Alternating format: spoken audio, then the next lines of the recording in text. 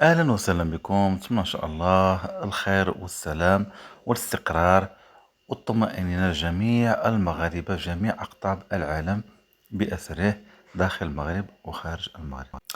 هنيئا للطلبة أو الأساتذة المتدربين في المراكز التربية للتكوين. ألور، أنا هنا باش نوضح لكم واحد النقطة. غادي نقول لكم أيها الأساتذة اللي تخرجتوا في هذه الآونة الأخيرة، كوراج، بالشجاعة ديالكم إن شاء الله وبالعزيمة والقوة. راكم دوزتوا مراحل متعددة، دوزتوا مرحلة كتابي، مرحلة شفوي، مرحلة أول حاجة الانتقاء والأول ولا فورماسيون التكوين اللي دوزتوا في المراكز ديال التكوين.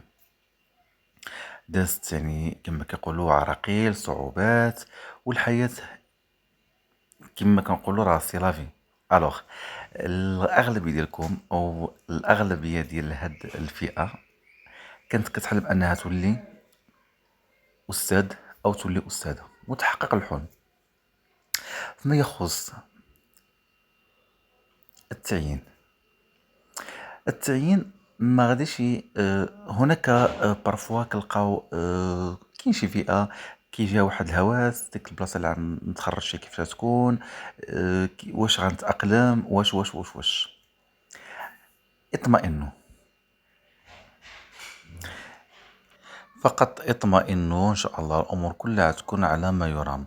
بلا ما تبقوا تفكروا بالمنحى السلبي، فكروا انكم الحمد لله الان ولا عندكم مركز ولا عندكم منصب وتحقق الحلم ديالكم، وهذه بدايه وليست نهايه.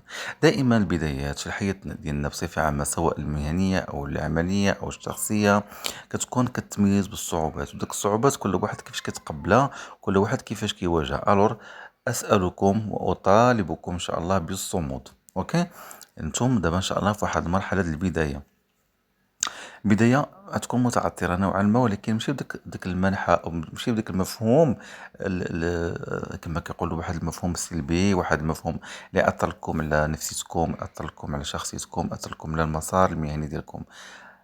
انتم في البدايه، والبدايه خصكم تمشمروا على يديكم، يعني كما كيقولوا وريو حنيت يديكم، يعني كونوا اقوياء، ما تكونوش ضعفاء.